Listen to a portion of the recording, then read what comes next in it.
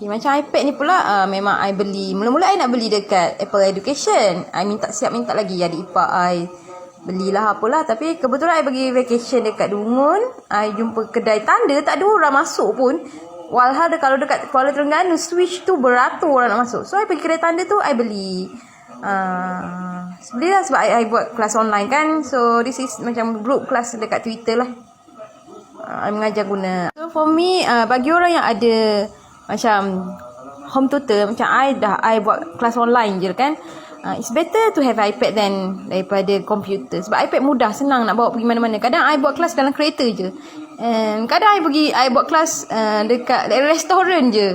Actually memang mudah. Sebab I boleh hantar link dekat student ni. And then I hantar apa yang patut parents macam ni. I kan tutor dekat Rapid Reader. Kita ada cawangan dekat Gombadak semua. I tutor dia.